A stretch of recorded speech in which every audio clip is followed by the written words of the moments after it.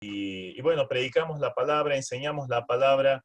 La idea es llegar con el Evangelio a la mayor cantidad posible de personas, usando los medios que se puedan, donde el Señor nos abra una puerta. Y lo mismo hacemos con la enseñanza bíblica. Buscamos también el crecimiento, el desarrollo de los creyentes. Lo hacemos también a través de conferencias, campamentos, retiros, reuniones, institutos bíblicos, radio, televisión, internet, bueno, donde sea que se pueda, lo aprovechamos. También tenemos una editorial, o sea, Llamada de Medianoche también es una editorial. Procuramos tener buena literatura que edifique a la iglesia. Y bueno, también muchos folletos evangelísticos, material evangelístico para alcanzar a los inconversos y con el precioso evangelio.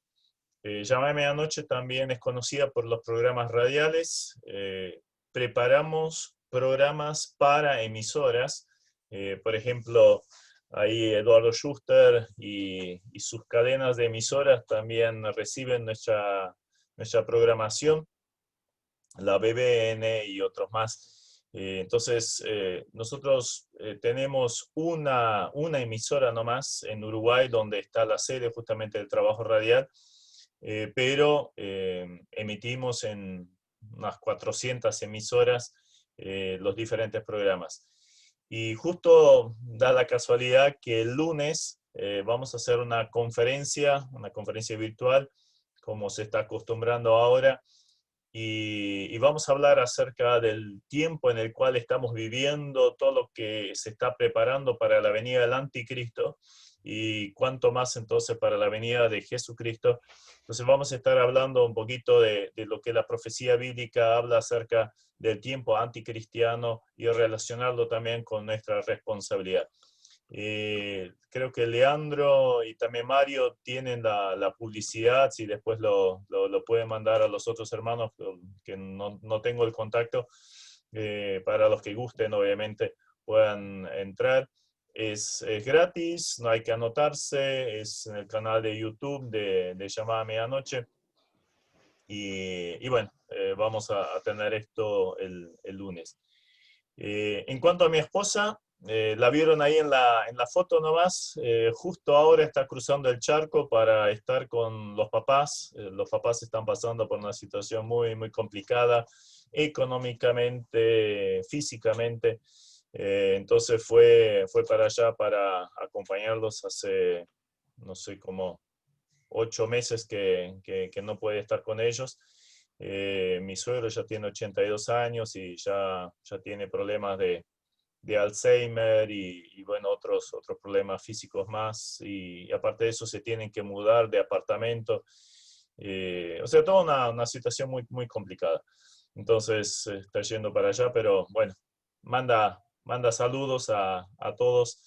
Y bueno, ya vieron, estoy casado, para los que recién se conectan, 3 hijos, 24, 22 y 19 años, las edades. Y gracias al Señor, eh, podemos decir que andan en los caminos del Señor, están sirviendo al Señor por iniciativa propia. Así que muy, muy agradecido al Señor por tener este tipo de familia. Y me pidieron hablar ¿cómo se llama? De matrimonio para toda la vida. Es un tema realmente muy, muy, muy interesante y me sirvió de base para un video que justo tuve que hacer ahora a la tarde, para una iglesia en Uruguay, justo en esa iglesia donde nos congregamos en Uruguay. Me pidieron algo similar, entonces dije, ya tengo el mensaje, aunque lo hice muy resumido para ellos, ustedes tienen la versión completa. Lo estuve preparando para hoy. Matrimonio para toda la vida. Cuando Mario me dijo el tema, yo dije, ¿cómo lo encaro? Y vayamos a Génesis 2.24. Génesis 2.24, ahí encontramos la institución del matrimonio. En Génesis 2:18, Dios había dicho, no es bueno que el hombre esté solo, le haré ayuda idónea. Y después lo hizo dormir, le sacó una costilla, le hizo la mujer, la trajo a él, y ahí instituyó el matrimonio. 2:24 de Génesis. Por lo tanto, dejará el hombre a su padre, a su madre, y se unirá a su mujer, y serán una sola carne. Ahora es interesante que esto fue hecho antes de que el hombre cayera en el pecado. Entonces uno podría decir, bueno, ahí era todo perfecto, Edén, todo sin pecado, así que era muy bueno antes que entrara el pecado. Sin lugar a dudas, el pecado marcó el matrimonio, ya lo vemos, apenas cayeron en el pecado, hay acusaciones mutuas, hay egoísmo, hay mentira. Entonces, vemos que el pecado obviamente también dañó la institución del matrimonio. Pero el principio sigue siendo exactamente el mismo. Por ejemplo, Jesús lo repite y todavía le añade una frase en Marcos capítulo 10, 6 al 9, en el contexto del tema del divorcio. Allí Jesucristo dice, pero al principio de la creación, varón y hembra los hizo Dios. Por esto dejará el hombre a su padre, a su madre, se unirá a su mujer, y los dos serán una sola carne. Así que no son llamados, sino uno. Por lo tanto, lo que Dios juntó, no lo separe el hombre. Esto está en Marcos capítulo 10, 6 al 9. Y Pablo lo vuelve a repetir en Efesios 5:31. Sobre todo esos últimos versículos de Efesios 5 hablan de la relación matrimonial, el tema de la sujeción, del respeto, del amor entre los cónyuges. Y termina diciendo allí en el 31, 5:31 de Efesios, por esto dejará el hombre a su padre, a su madre, se unirá a su mujer, y los dos serán una sola carne. Entonces, si esta frase de la institución del matrimonio luego es repetida por el Señor Jesucristo, luego por el apóstol Pablo también, evidentemente tiene que contener principios para un matrimonio para que dure toda la vida. Fue el plan de Dios, ¿sí? Sigue siendo el plan de Dios, a pesar de que el hombre haya caído en el pecado, a pesar de que nuestra sociedad esté absolutamente marcada por principios anticristianos, anti-Dios, antibíblicos, y con legislaciones, gobiernos, todo un movimiento global que va en contra del matrimonio, queriendo destruir lo que Dios había instituido. Entonces, ¿cuáles son esos aspectos? Vamos a nombrar cuatro aspectos, y en cada aspecto a su vez vamos a ver algunas cositas más. Entonces, en primer lugar, el aspecto legal. Dejará el hombre a su padre y a su madre. Vemos allí una relación oficial, o sea, hay un casamiento, hay un reconocimiento de toda la sociedad. Ahora este hombre y esta mujer son un matrimonio. El convivir juntos por un tiempo sin promesa de fidelidad y protección legal que presente el vínculo del matrimonio produce inseguridad en el matrimonio. Si no se está dispuesta a jugarse por el cónyuge, si no se está dispuesto a comprometerse, y la otra parte siempre va a estar insegura respecto a la fidelidad y a la continuidad del matrimonio. O sea, a la larga o a la corta, esto va a erosionar el matrimonio. Por eso siempre aconsejamos, cásense. Es un principio bíblico. Dejará el hombre a su padre, a su madre, se unirá a su mujer. O sea, hay un concepto legal detrás de esta orden. Pero también incluye la separación paternal. Entonces, en este primer principio del aspecto legal, también quiero poner la separación paternal. Unión legal, pero también separación paternal. Dice, dejará el hombre a su padre y a su madre. Entonces, vemos allí una cuestión de vivienda separada, solvencia económica, todo esto incluye allí, porque para que un hombre pueda salir de su hogar, formar otro hogar, y tiene que tener solvencia económica. Salomón decía algo similar en Proverbios 24-27, prepara tus labores fuera en el campo y luego edifica tu casa. O sea, fíjate primero que tengas la solvencia económica para formar un hogar, porque esto es lo que significa edificar la casa. Entonces, el mismo concepto. Yo sé que hoy en día muchas veces por una cuestión económica, los padres dicen, y bueno, hacete una piecita en el fondo, o construí arriba, o cosas por el estilo. O viví inclusive en tu pieza de donde estuviste desde chiquito con tu esposa, pero no es ideal. No es lo que Dios plantea acá. Dejará el hombre, o sea, sale. Hay una separación geográfica. Si esos son 2 cuadras, si esos son, en mi caso la exageré un poquito, porque mis suegros los tengo a 600 kilómetros y los suegros de mi esposa están a 10.000 kilómetros, están en Guatemala. O sea, la exageramos un poquito. Pero bueno, eso fue la guía del Señor, no fue realmente lo que nosotros quisiéramos, hubiéramos querido personalmente, pero fue lo que Dios quiso. Pero es un principio bíblico y, y ayuda a evitar un montón de problemas. Hoy en día es muy común justamente por el tema económico eso de vivir todos en un mismo lugar y tarde o temprano, o más bien temprano que tarde, va a haber conflictos. ¿Por qué en nuestra sociedad la palabra suegra tiene una connotación tan negativa? Yo me acuerdo un adhesivo que leí en un camión o una frase que estaba escrita en un camión: cambio suegra por serpiente y pago la diferencia. O sea, evidentemente no se llevaba ni ahí con la suegra, pero muchas veces tiene que ver esto de estar en el mismo lugar. Entonces hay interferencias. Es muy raro que un matrimonio de padres no se involucre, no se meta en el matrimonio de los hijos. Entonces, hay conflictos, obviamente. No permite la madurez en el matrimonio que se está formando. Entonces, acá tenemos un principio bíblico que habría que aplicar. Ahora, esta frase, dejará el hombre a su padre y a su madre, también, y se unirá a su mujer, también nos habla de una relación heterosexual, monogámica y madura. Creo que hoy en día habría que enfatizar justamente esa parte heterosexual. Hombre y mujer. Fue el plan de Dios. Es monogámica, o sea, uno y uno. Un matrimonio, no son 3, 5, 7, no. Entonces, algo que hoy en día se está perdiendo bastante, eh, siguiendo la ideología de género y tantas otras cosas más. El enemigo está enfocado a destruir el matrimonio.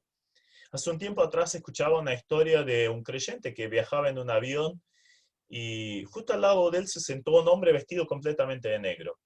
Entonces, como suele pasar en un viaje largo, empezaron a hablar. Entonces el creyente se presentó: mira, yo soy cristiano, estoy haciendo tal cosa, tal otra. ¿Y usted qué hace? Yo soy sacerdote de la iglesia satánica. Así se presentó el hombre, ¿no? Entonces empezaron a hablar y, y el creyente le preguntó: ¿y cuál es el objetivo? ¿Cuál es uno de los objetivos que ustedes tienen? Nosotros queremos destruir el matrimonio. O sea, fue el primer objetivo que señaló. Y bueno, lamentablemente están logrando esto. El enemigo justamente vino para eso, para matar, robar y destruir. Todo instituido por Dios lo quiere destruir. Bueno, acá tenemos entonces un concepto que plantea Dios. Y es bueno y es necesario. Todo lo demás viene del enemigo. A su vez, muestra la madurez, porque no dice el jovencito, no dice el adolescente dejará a su padre, a su madre y se unirá a su chiquita, ¿no? No, está hablando de hombre y mujer. Nos señala madurez física, nos señala madurez emocional. Y si todavía le añadimos la madurez espiritual, estamos con una base sólida para empezar un buen matrimonio. Por eso desaconsejo absolutamente los noviazgos en la adolescencia, porque todavía le faltan años hasta que se casen, todavía no la tienen clara emocionalmente muchas veces. Obviamente pueden tener hijos, pero esto no dice nada, ¿verdad? Y ahí están los desastres luego si uno no tiene en cuenta estos principios. Son cosas chiquititas que aparecen, pero nos dan indicios claros acerca de cómo debería ser el matrimonio. Entonces, el primer principio, un principio legal o aspecto legal. El segundo aspecto es un aspecto relacional. Ahí, en primer lugar, quisiera destacar la comunión, porque dejará el hombre a su padre y a su madre y se unirá a su mujer. En el 18 decía, no es bueno que el hombre esté solo, sino le haré ayuda idónea. Y a veces se ha tergiversado esa palabra ayuda como teniéndola como una sierva, como una esclava. No tiene nada que ver con esto. Es la misma palabra que se utiliza varias veces a lo largo del Antiguo Testamento. Por ejemplo, Dios es mi ayudador. Es la misma palabra. Obviamente Dios no es nuestro siervo, mucho menos. Entonces tiene que ver con algo que lo complementa al hombre, algo que lo necesita y sin ese algo está incompleto. Esto es lo que es la mujer para el hombre. Así lo ve Dios. Ahora bien, se unirá a su mujer. Entonces hablamos allí de comunión. Por la falta de comunión en el matrimonio, el amor se va marchitando. No sé si lo han observado alguna vez, no sé, en algún restaurante o en alguna casa inclusive. Están sentados a la mesa, no hablan, o están mirando la tele, o cada uno con su celular. O sea, salieron a comer, pero cada uno en su mundo con sus amistades, con sus contactos, pero ya no se hablan entre ellos, ya no hay nada que decirse. Por lo tanto, es fundamental mantener viva la llama de la comunicación. Al haber tantas decisiones que tomar, tantos conflictos que superar, tanto estrés que soportar más en la situación que estamos viviendo hoy en día, es lo más necesario que como matrimonio le dediquemos tiempo a hablar de nuestras cosas, de compartir lo que nos está pasando, lo que pasa con los hijos, el trabajo, el alquiler, los gastos, temas de iglesia. Obviamente a todo esto hay que dedicarle un buen tiempo, pero también tenemos que hablar de nosotros mismos, lo que sentimos, lo que anhelamos, lo que nos preocupa, lo que nos duele, nuestras tentaciones. En algún retiro matrimonial he puesto una tarea a los matrimonios que estaban allí, que cada uno agarrara un papelito y escribiera cuál es el mayor temor del cónyuge, del esposo o de la esposa. Se quedaba mirando así y no tenían idea qué poner. No saben cuál es el mayor miedo que puede tener la esposa o el esposo. Qué triste. Es el lugar donde más tendríamos que apuntalar, ayudar, animar, o de última corregir si fueran las tentaciones, pecado o lo que fuera, ¿no? A nosotros los hombres nos cuesta un poquito más esa parte de la comunicación, ¿no? Las mujeres dicen que tienen 40.000 palabras por día, los hombres 10.000, y si volvieron del trabajo ya las gastaron, entonces cuando llegan a casa, ¿y cómo te fue? Bien. ¿Algo para contar? No. ¿Te pasa algo? No. ¿Querés algo? Comida. Y las 30 palabras que nos sobraron después del trabajo las usamos hablando así con nuestra esposa. No, esto obviamente tiene que cambiar o planificar. Y de hecho, aconsejo generalmente eso. Planifiquen tiempo para hablar.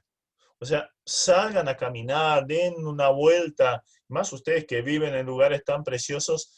Nosotros acá solo tenemos ciudad y realmente no nos gusta salir porque es caminar entre autos y casas. De vez en cuando tomamos el auto y vamos hasta el río, pero ya nos queda una buena distancia, entonces ya se complica hacerlo. Pero buscamos hablar. Apaguen la tele un rato, o las redes, los celulares, dejarlos un rato al costado para fomentar la comunión. Fundamental. Es como el sol y el agua para una plantita. A una plantita la metes en un cuarto oscuro y no la regás, a los 3 días está muerta. Lo mismo pasa con el matrimonio.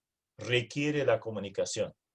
Asociado con esto, del aspecto relacional, fundamental también el perdón. Todos nosotros nos equivocamos. Nadie está exento de eso. Entonces, tarde o temprano vamos a tener que pedir perdón, pero a su vez vamos a también que tener que perdonar. Bueno, hay que hacerlo. Muchas veces surgen conflictos de cuestiones completamente chiquitas, o sea, realmente no eran algo grave. Errores, ingenuidades, descuidos, malos entendidos, sobre todo los recién casados, muchos malos entendidos. Entonces, antes de explotar, hay que hablar y presentar el tema en forma madura, objetiva. Mira, lo que vos me dijiste me lastimó, esta actitud me molesta. Eh, Ahora, si hay amor y no hay pecado, como dice un versito, si hay amor y no hay pecado, el disenso rápidamente será superado. Entonces, hablemos las cosas, arreglémoslas. Pero si hubo un error, si hubo una falta, la verdad perdón, el error se corrige con la verdad y el amor.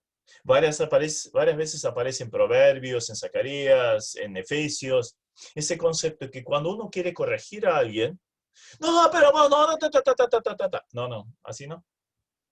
Es con verdad, sí, uno le puede decir la verdad, pero yo le puedo romper la Biblia en la cabeza a mi esposa. Le dije la verdad. Le pegué con la verdad, pero no con eso solucioné el problema. De hecho, voy a tener un problema serio, voy a parar en la comisaría. Ahora, la verdad con amor. Claro, podría decir también, mira, está todo bien, vamos para adelante, no pasa nada. Imagínense si hay pecado de por medio y yo hago esto. La otra parte, ¿qué va a hacer? Pero... Y sigue con el pecado, obviamente. Entonces, verdad con amor y perdón.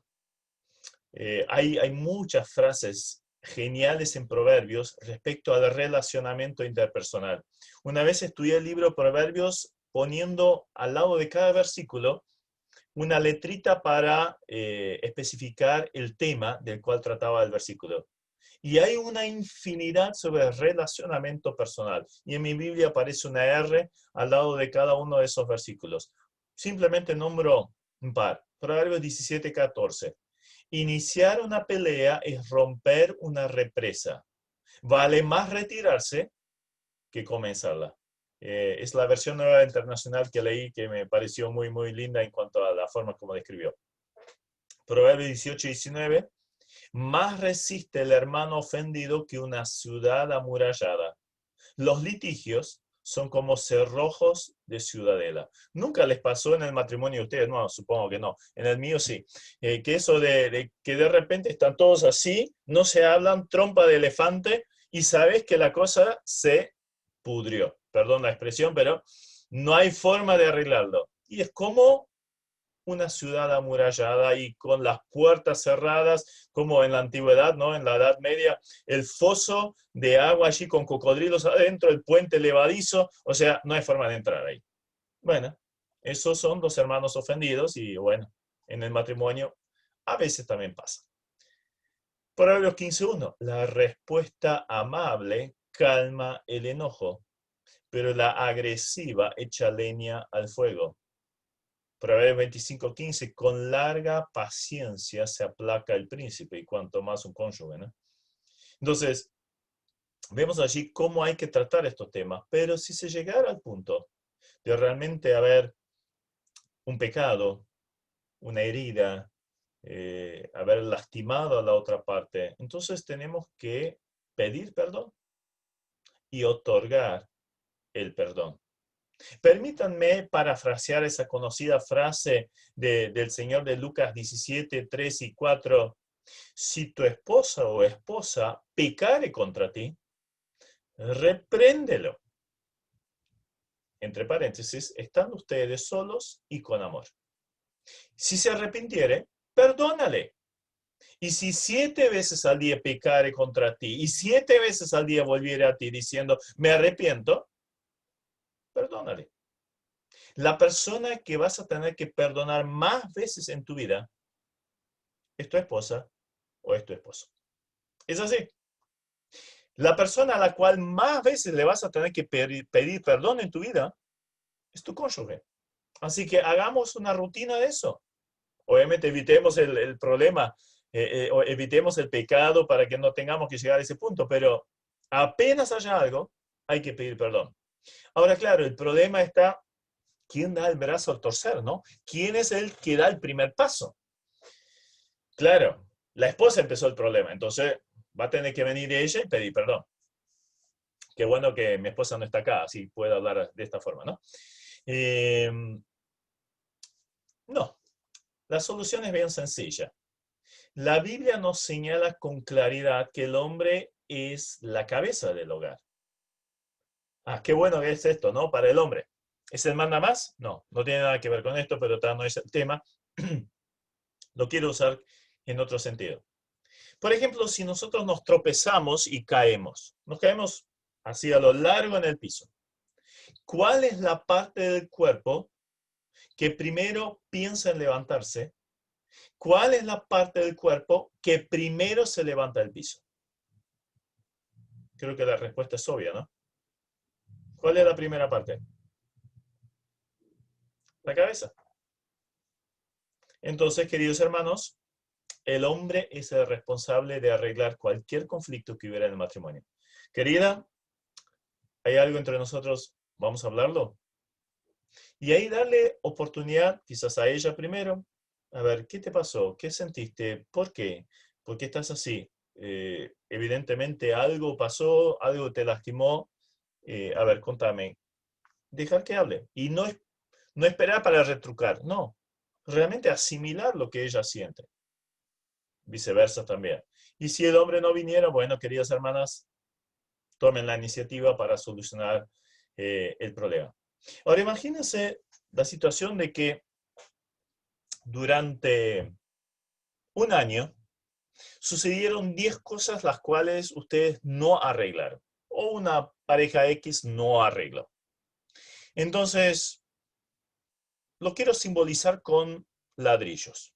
Imagínense el matrimonio, hombre-mujer, y allí en el medio entonces sucedieron un par de cosas que no fueron solucionadas, que no fueron perdonadas.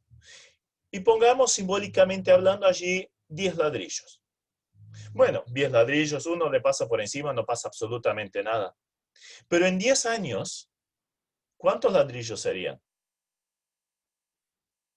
Alguien me dirá 100. No. Se va a lo exponencial. Si en el primer año ya fueron 10 ladrillos, en el segundo año van a ser 20, en el tercer año van a ser 60, en el cuarto año van a ser 100, y así podría seguir. ¿Y qué tenemos? Un muro entre los dos. Y si nos olvidamos poner una ventana en el medio, ya solo nos hablamos a los gritos o directamente ya no nos hablamos. Y ni que hablar de hablar de abrazos o ternuras o algo por el estilo. ¿Se terminó? Se terminó la relación. Por eso es fundamental el perdón. Y eso también tiene consecuencias espirituales. Jesús decía en Marcos 11:25, y cuando estéis orando, perdonad si tenéis algo contra alguno, para que también vuestro Padre que está en los cielos os perdone vuestras ofensas. O sea, yo no voy a poder orar, o más bien puedo orar, pero mi oración es vacía, no llega, no va a tener resultado, no va a ser respondido por Dios, porque yo estoy guardando rencor contra alguien. No solucioné el problema con mi esposa o con el esposo. ¿Y cómo debemos perdonar? Bueno, Colosenses 3:13 y otros pasajes más, muchos, dice, tenemos que perdonar como Cristo perdonó. ¿Cómo perdonó Cristo? Todo, ¿verdad? Y así también tenemos que perdonar nosotros. ¿Cuándo tenemos que perdonar? Bueno, cuando se me pase el enojo. A veces ayuda a esperar unas horas para que se aplaquen los ánimos, para que uno no busque la solución en ese primer calor, ¿no? Pero hay un principio, otra vez un principio bíblico en Efesios 4. No se ponga el sol sobre vuestro enojo. O sea, a más tardar, cuando nos vamos a dormir, bueno, querida, vamos a tener que hablar porque acá pasó algo, vamos a solucionar el problema. Muy bien, entonces tenemos la comunión, tenemos el perdón, pero también en este principio de lo relacional, también está la fidelidad. El matrimonio es una decisión de nuestra voluntad. Si el amor estuviese basado en razones como el buen trabajo, la buena figura, la plata, la amabilidad, hasta los hijos, llegará el momento en el cual habrá miles de razones para no amarlo más al cónyuge. Porque se fue. Se fue la belleza, se fue la juventud, quizás se fue la plata, se fueron los hijos, se fue la salud, se fue la figura, 90, 60, 90, y el hombre, en vez de ser un Brad Pitt, de repente, como decía un amigo con el cual trabajo, un misionero, antes éramos jóvenes y lindos, ahora solo nos quedó I, o sea, joven y lindo se fue. Solo nos quedó la I. ¿Y qué le vamos a hacer, no? Y sí, generalmente o nos volvemos pelados o pelo canoso, muchas veces gordos, panzones, o sea, todo cambia. Si el amor estuviera basado en eso, estamos en el horno. Gracias a Dios no es así. No debería ser así. Cuando nos casamos hemos hecho un pacto delante de Dios y prometimos ser fiel a nuestro cónyuge hasta que la muerte nos separe. Es como una puerta que se ha cerrado en el casamiento y ya no debemos intentar mover ni tocar el picaporte, tocar la manija, no. Nunca se toca este hecho. Hoy en día, obviamente, nuestra sociedad juega con esto, se burla de esto, lo ve como algo anormal el que un matrimonio viva 10 años juntos. Y hasta incentivan y tirar una canita al aire no está mal, hasta fortalece el matrimonio y cosas así he escuchado en programas de consejeros matrimoniales, obviamente mundanos. ¿Qué dice Dios? Malaquías 2, 13 al 16. 2, 13 al 16. Y esta otra vez haréis cubrir el altar de Jehová de lágrimas y de llanto y de clamor. Así que no miraré más a la ofrenda para aceptarla con gusto de vuestra mano. Mas diréis, ¿por qué? Porque Jehová ha atestiguado entre ti y la mujer de tu juventud, contra la cual has sido desleal, siendo ella tu compañera y la mujer de tu pacto.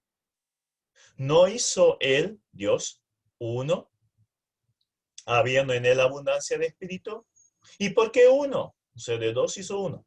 Porque buscaba una descendencia para Dios. Guardaos, pues, en vuestro espíritu y no seáis desleales para con la mujer de vuestra juventud. Porque Jehová, Dios de Israel, ha dicho que él aborrece el repudio, o sea, el divorcio, y al que cubre de iniquidad su vestido. Dijo Jehová de los ejércitos, guardaos, pues, en vuestro espíritu y no seáis desleales. Allí el versículo 15 es un poco oscuro, pero buscando en otras versiones, la 77, por ejemplo, dice, no hizo a él, o sea, Dios, un solo ser que tiene aliento de vida. ¿Y por qué uno? Porque buscaba una descendencia para Dios. Entonces, todo el texto nos habla acerca de ese altercado con Israel, en el cual se daba el repudio, el divorcio de una forma muy liviana, era una práctica constante, pero Dios lo ve como un solo ser. es lo que dijo Jesús. Ya no son dos, sino uno. Y lo que Dios unió, no lo separa el hombre. Fue las palabras que unió Jesucristo al establecimiento, a la regla del matrimonio, dejará el hombre a su padre, a su madre, etc., ¿no? Entonces, así ve Dios el matrimonio. ¿Y cuál es la consecuencia? Porque busca una descendencia para Dios. Entonces, el pacto de fidelidad no solo honra a Dios, no solo hace bien al matrimonio, sino que incluso tiene efectos sobre la descendencia. ¿Queremos una descendencia para Dios? Imagínense, y conozco demasiados casos, ¿no? Y probablemente ustedes también. Padres divorciados, padres creyentes divorciados. Esto afecta profundamente a los hijos. Muchas veces no quieren saber nada de Dios. Si papá siendo creyente, mamá siendo creyente, hacen esto y no pueden solucionar su problema, ¿por qué voy a buscar a Dios? Entonces tenemos este aspecto relacional. El tercer aspecto es el aspecto sexual. Sí, forma parte, dejará el hombre a su padre y a su madre, se unirá a su mujer y serán una sola carne. El descuido de esta relación corporal, sexual, puede llevar al deterioro del matrimonio. Hay muchos pasajes que hablan acerca de esto. Recuerdan allí en Génesis 1, inclusive, creó Dios al hombre y a la mujer y después dice fructificad y multiplicaos. Y eso se hace obviamente a través de las relaciones sexuales. En Hebreos 13:4 dice, honroso sea en todos el matrimonio y el lecho sin mancilla. O sea, habla de la relación sexual pura dentro del matrimonio. Proverbios 5:15, bebe el agua de tu misma cisterna y los raudales de tu propio pozo. ¿Se derramarán tus fuentes por las calles y tu corriente de agua por las plazas? Sean para ti solo y no para los extraños contigo. Sea bendito tu manantial y alégrate con la mujer de tu juventud. Sus caricias te satisfagan en todo tiempo y en su amor recréate siempre. Pasaje bien poético, pero bien claro. No vayas afuera, no busques afuera. Y hoy en día, bueno, está a un clic de distancia el adulterio. El que mira a una mujer para codiciarla ya adulteró en su corazón. Mucho cuidado con esto. Y va para ambos lados, ¿eh? La pornografía hoy en día es casi al mismo nivel entre hombres y mujeres. De hecho, las chicas cristianas, estoy hablando de chicas, o sea, 18 o de adolescente hasta los 24 años, las chicas cristianas miran más pornografía que las chicas inconversas. 54% de las chicas de nuestras iglesias miran pornografía. Así que ténganlo presente. No es un tema menor, es un tema muy, muy serio y esto daña profundamente el matrimonio. 66% de los matrimonios que se divorcian tienen como trasfondo la pornografía. Ahora, entonces, tenemos que ir en contra de esto. Obviamente, buscar las relaciones sexuales. Y esto es lo que dice Pablo, sin tapujos, lo dice clara y llanamente en 1 Corintios 7, 3 al 5. El marido cumpla con la mujer el deber conyugal y asimismo la mujer con el marido. La mujer no tiene potestad sobre su propio cuerpo sino el marido, ni tampoco tiene marido potestad sobre su propio cuerpo sino la mujer. No os neguéis el uno al otro, a no ser por algún tiempo de mutuo consentimiento, para ocuparos sosegadamente en la oración y volver a juntarlos en uno, para que no os tiente Satanás a causa de vuestra incontinencia. Más claro, échale agua. Podríamos profundizarlo, pero quiero avanzar al cuarto aspecto, el aspecto espiritual. Allí la frase era, dejará el hombre a su padre y a su madre, se unirá a su mujer y serán una sola carne. ¿Dónde está el aspecto espiritual? ¿Quién unió a Adán y Eva? Fue Dios. Dios le hizo la esposa y la trajo a Adán. Por eso a mí me encanta mucho cómo se realizan los matrimonios acá en América Latina, porque generalmente el hombre, el novio está esperando adelante y la novia entra del brazo del padre. Concepto absolutamente bíblico. ¿Quién trajo la novia a Adán? El padre. O sea, genial, realmente me encanta esa ilustración. Entonces tenemos allí un aspecto espiritual. Dios estaba en el centro de este matrimonio. No solo lo instituyó, no solo le dio los principios, sino estaba presente. Y esto es clave. Creo que es el aspecto más importante de los 4 que estamos viendo, el aspecto espiritual.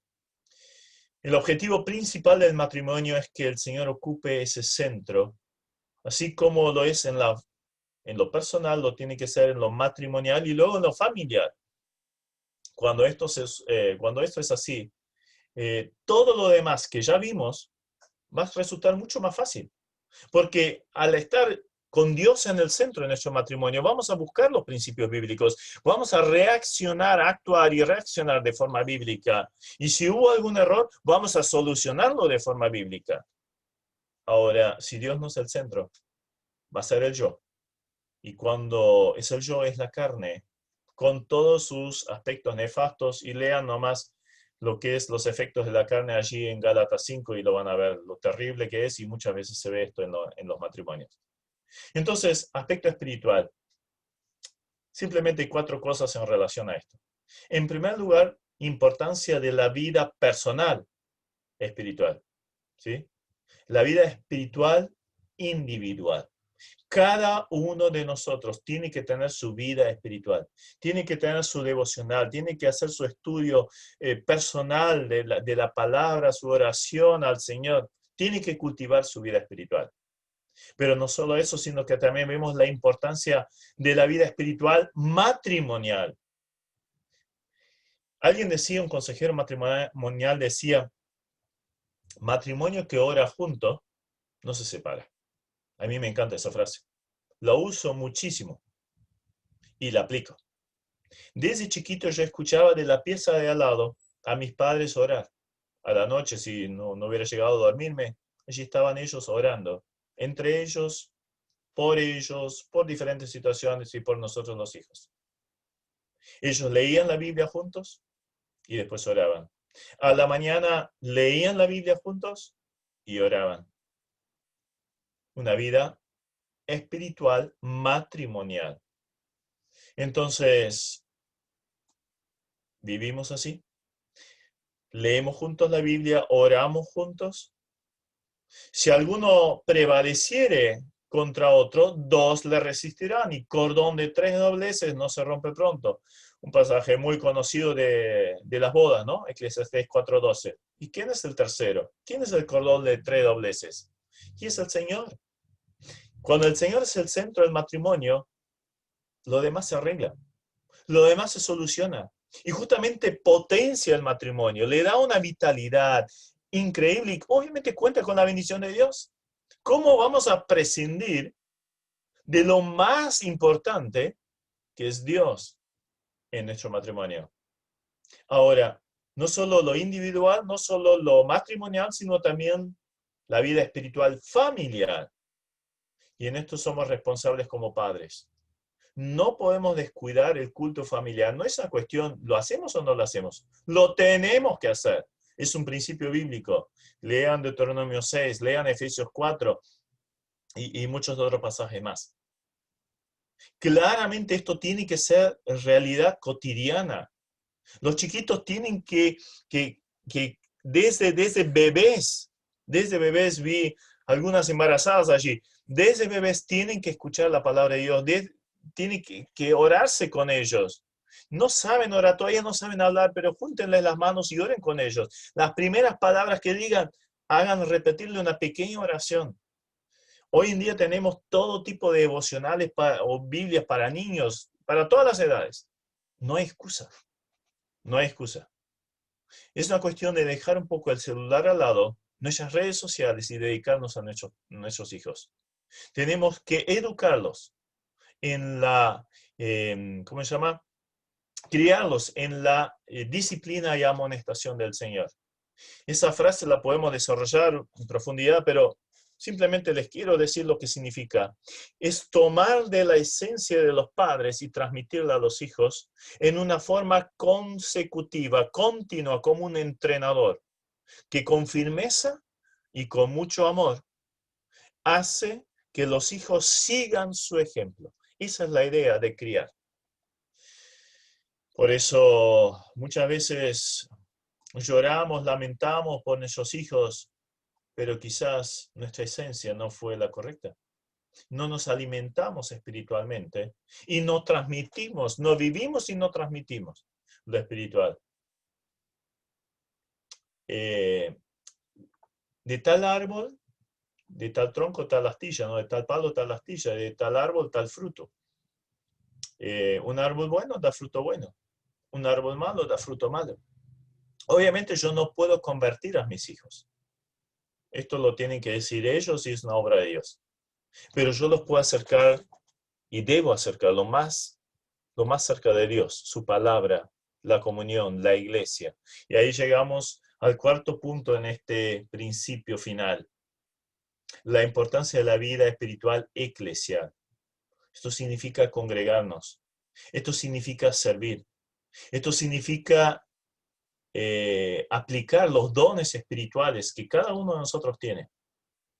Entonces, cuando los padres viven sirviendo al Señor, entonces también es muy probable que los hijos sigan ese ejemplo. Entonces, ¿lo vivimos? Para cerrar, buscar primeramente el reino de Dios y su justicia. Y lo demás vendrá por añadidura, dice el Señor Jesucristo. Entonces, ¿cuáles son esos principios bíblicos? Vimos 4 aspectos. El aspecto legal, aspecto relacional, aspecto sexual y aspecto espiritual. Si esos 4 aspectos que vemos en esos pasajes, Antiguo Testamento y Nuevo Testamento, dichas por Dios, dichas por Jesucristo, dichas por el apóstol Pablo, las ponemos en práctica, entonces sí, vamos a tener esto del amor para toda la vida. Lo que Dios unió, no lo separe el hombre.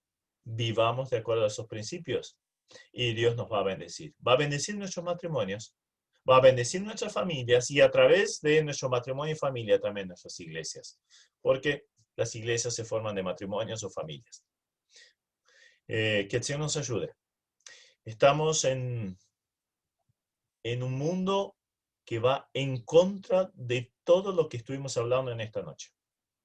Que hace fuerza para destruir, atacar, para minar, ridiculizar estos principios. Y va a llegar el momento que hasta las leyes van a ir en contra. De hecho, ya está pasando. Las leyes van a ir en contra de esos principios. ¿Queremos una descendencia para Dios? Vivamos de acuerdo a ello. ¿Queremos ser recompensados por Dios? Vivamos de acuerdo a ello. ¿Queremos un pedacito de cielo aquí en la tierra? En algo que Dios estableció. Vivamos de acuerdo a estos principios. De lo contrario, vamos a ver otras vidas. Y quizás las tengamos muy cerca. Quizás hasta vengamos de hogares así. Si es así, tenemos la posibilidad de reescribir nuestra historia, pero basándonos en los principios. Que el Señor nos ayude en ello. Amén.